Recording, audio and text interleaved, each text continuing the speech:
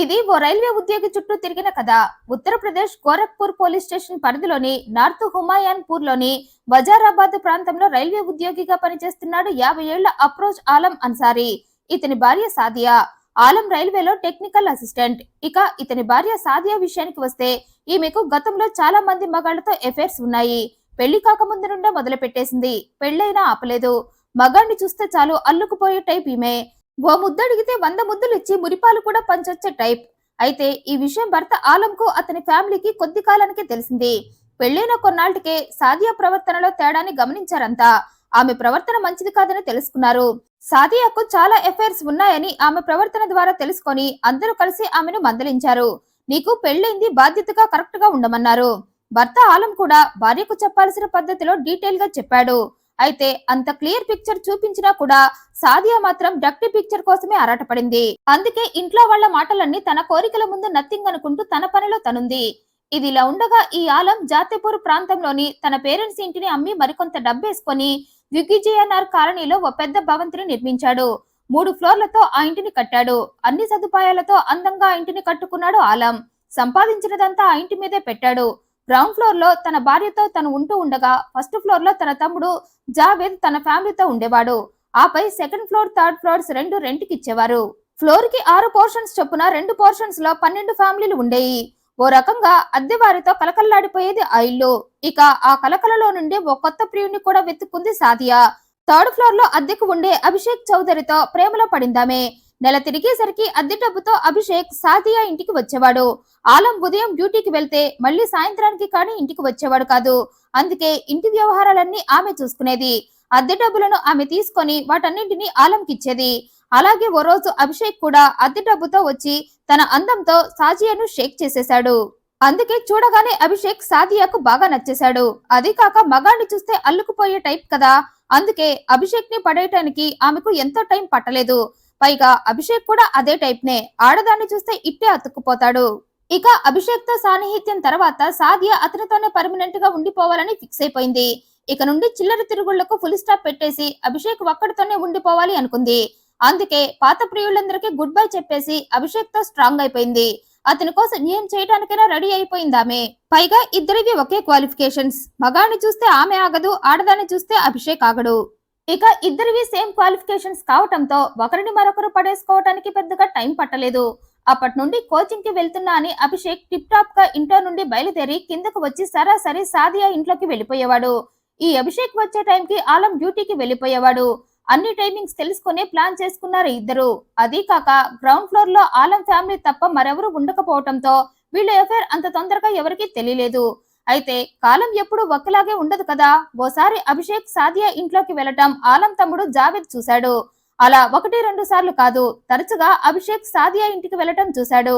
ఈ అభిషేక్ సాదియా ఇంటికి రావాలి అంటే ఈ జావేద్ ఉంటున్న ఫస్ట్ ఫ్లోర్ నుండి కిందకి దిగాలి కదా. అయితే అలా దిగిన వాడు బయటికి వెళ్లటం ఎప్పుడూ తమ్ముడు చూడలేదు. అందుకే అతనికి డౌట్ వచ్చింది.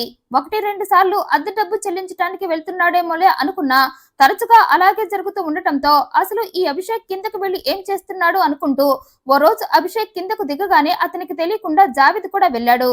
ఇక అప్పుడే అభిషేక్ సాదియా ఇంట్లోకి వెళ్లటం, ఇద్దరూ కలిసి తలుపులేసుకోవటం అతని కంటపడింది. దీంతో ఆ తలుపుల చాటున మ్యాటర్ మొత్తం జావేద్ కి అర్థమయ్యి వెంటనే అన్న ఆలంని అలర్ట్ చేశాడు. వదిన మళ్ళీ దారి తప్పుతుంది, కంట్రోల్ చెయ్యి అన్నాడు. దీంతో ఆలం రంగంలోకి దిగాడు. భార్య అద్దెకు ఉండే అభిషేక్ తో ఎఫైర్ పెట్టుకుందని తెలిసి ఆమెను తిట్టాడు. ఎక్కడికి వెళ్ళినా నీ బుద్ధి మారదా అన్నాడు. ఎక్కడ ఉంటే అక్కడ ప్రియులని సెట్ చేసుకుంటావా అని తిట్టాడు. అంతేకాదు అభిషేక్ కి కూడా వార్నింగ్ ఇచ్చాడు. వెంటనే తన ఇల్లు ఖాళీ చేసి పొమ్మన్నాడు. అయితే అందుకు అభిషేక్ మాత్రం ఒప్పుకోలేదు. ఇప్పటికిప్పుడు ఎలా ఖాళీ చేసి వెళ్తాను, 2 నెలల టైం కావాలన్నాడు. ఇక అతనిచ్చిన 2 మంత్స్ అడ్వాన్స్ కూడా ఉండటంతో ఆలం సైలెంట్ అయిపోయాడు. అయితే ఆలం ఒకప్పటిలా భార్యని స్వేచ్ఛగా వదలలేదు. ఆమెను అభిషేక్ తో కలవనివ్వకుండా కట్టడి చేశాడు. పైగా పైన తమ్ముడిని కూడా అలర్ట్ చేశాడు. అంతకు మించి అద్దె డబ్బుల వ్యవహారం కూడా తనే చూసుకోవటం స్టార్ట్ చేశాడు. ఆమె చేతికి డబ్బు రాకుండా చేశాడు. చేతిలో డబ్బు లేకపోతే కొంతవరకు జల్సాలు తగ్గుతాయి అనుకున్నాడు. తను కట్టడి చేస్తే తన భార్య అభిషేక్ జోలికి పోదు అనుకున్నాడు. అయితే ఆలం అనుకున్నట్లు ఏ ఒక్కటి జరగలేదు. పైగా ఈ రెండూ చేయటం వల్ల సాదియా ఆలంకే స్పాట్ పెట్టేసింది. తన తిరుగుళ్లకు అడ్డుపడటమే కాకుండా చేతికి చిల్లిగవ్వ కూడా చిక్కకుండా చేస్తున్న ఆలం పీక కోసేసి చంపేయాలి అనుకుంది. అలా చంపి తన ఇంట్లో 12 పోర్షన్స్ లో అద్దెకు ఉండే వారిలో ఎవరో ఒకరిపై ఆ నేరాన్ని తోసేయాలి అనుకుంది. ఇక అదే విషయాన్ని ప్రియుడు అభిషేక్ కి కూడా చెప్పింది. నా భర్తను చంపేసి మనిద్దరం ఫ్రీ బర్డ్స్ అయిపోదాం. అప్పుడు ఇంటి పెత్తనం, ఆర్థిక వ్యవహారాలన్నీ నా గుప్పెట్లోకే వస్తాయి. అందుకు నీ ఫ్రెండ్స్ ని కాంటాక్ట్ అయ్యి కొంత డబ్బిచ్చి ఆశ పెట్టి ఆలం హత్యకు వాళ్ళని రెడీ చెయ్యి అని చెప్పింది. డన్ అన్నాడు ప్రియుడు కూడా. ఆమె చెప్పినట్లే ఇర్ఫాన్, ఇర్సాన్ అనే ఇద్దరు ఫ్రెండ్స్ ని కాంటాక్ట్ అయ్యి వాళ్లకు విషయం మొత్తం చెప్పి హత్యకు ఒప్పించి మే 25న ఆలంని చంపడానికి అందరూ కలిసి ప్లాన్ చేశారు. ఆ క్రమంలోనే ఆ రోజు రాత్రి ఆలం గాఢ నిద్రలో ఉండగా అర్ధరాత్రి దాటాక పైనున్న అభిషేక్ కిందకు వచ్చి తన ఫ్రెండ్స్ ని రమ్మన్నాడు. దీంతో వారంతా కూడా వచ్చారు. ఇక వారంతా కలిసి అప్పుడే తలుపులు తీసి రెడీగా ఉన్న సాదియా ఇంటికి వెళ్లారు. అందరూ కలిసి గాఢ నిద్రలో ఉన్న ఆలం నోరు నొక్కేసి అతని పీక కోసేసి దిండుతో అతని ముఖంపై నొక్కేసి అతన్ని చంపేశారు. ఆ తర్వాత అందరూ వెళ్లిపోగా ఇక సాదియా యాక్టింగ్ స్టార్ట్ చేసింది. నా భర్తను చంపేశారంటూ పై ఫ్లోర్లకు వినిపించేలా అరిచింది. దీంతో తమ్ముడు మిగిలిన పోర్షన్స్ లో వారు సాదియా ఇంటికి చేరుకున్నారు. ఇక అప్పటికే ఆలం చనిపోయి ఉండటంతో అతని తమ్ముడు విషయం పోలీసులకు చెప్పాడు. ఇక వారు రాగానే ఆలం శవాన్ని హ్యాండ్ ఓవర్ చేసుకున్నారు పోలీసులు. అయితే ఇంతలో ఆలం తమ్ముడు నా అన్న హత్య ఈ సాదియానే చేసి ఉంటుందంటూ ఆమెపై ఆరోపించాడు. ఆమె అభిషేక్ తో నడిపిన ఎఫ్ఐఆర్ మొత్తం పోలీసులకు చెప్పాడు.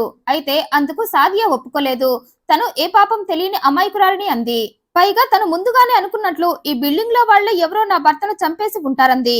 12 పోర్షన్స్ లో ఎవరో ఒకరికి నా భర్త అంటే గిట్టకనే ఈ పని చేశారని నేరాన్ని వాళ్ల మీదకు తోసేయాలని శతవిధాలా ప్రయత్నించింది. దీంతో పోలీసులు ఆ బిల్డింగ్ లో ఉన్న 12 పోర్షన్స్ లో వారిని విచారించారు. అంతేకాదు ఆ బిల్డింగ్ చుట్టుపక్కల ఉన్న సీసీటీవీ ఫుటేజ్ లను పరిశీలించారు. ఇక అప్పుడే వారికి అర్థమైంది. అర్ధరాత్రి దాటాక సాదియా ఇంటికి ఇద్దరు వచ్చారని, వాళ్లతో కలిసి సాదియా ఇంట్లోకి వెళ్ళిందని, పైగా అందులో మరో వ్యక్తి అభిషేక్ గా గుర్తించి సాదియాని, అభిషేక్ లను పట్టుకుని తమ స్టైల్లో విచారించగా తామిద్దరం కలిసే మరో ఇద్దరితో ఆలంని చంపేశామని చెప్పారు. ఆస్తి కోసం మా ఎఫ్ఐఆర్ కోసమే ఇదంతా చేశామన్నారు ఇద్దరు. మా ఇద్దరి ఎఫ్ఐఆర్ ఆలంకి తెలిసి మమ్మల్ని కంట్రోల్ చేస్తూ డబ్బు వ్యవహారంలో కూడా జోక్యం చేసుకోనివ్వకుండా ఆంక్షలు పెట్టాడని, అందుకే అతన్ని చంపేశామని చెప్పింది సాదియా. దీంతో నేరం ఒప్పుకోవడంతో పోలీసులు సాదియాని, అభిషేక్ లను అరెస్టు చేశారు. కానీ వీరికి హెల్ప్ చేసిన ఇద్దరు మాత్రం పరారయ్యారు. ప్రస్తుతం పోలీసులు వారి కోసమే వెతుకుతున్నారు. ఓ అక్రమ బంధం కోసం నిండు ప్రాణాన్ని తీసేసింది సాదియా. ఉన్న జీవితంతో తృప్తి పడకపోతే అసలు జీవితమే లేకుండా పోతుంది అనడానికి ఈ సాదియా జీవితమే ఓ ఉదాహరణ. ఈ వీడియోపై మీ అభిప్రాయాన్ని కమెంట్ రూపంలో తెలియజేయండి. మరింత ఇంట్రెస్టింగ్ అండ్ జెన్యూన్ ఇన్ఫర్మేషన్ కోసం ఈ వీడియోని లైక్ చేయండి, షేర్ చేయండి, ఛానల్ సబ్స్క్రైబ్ చేయండి. Thank you for watching.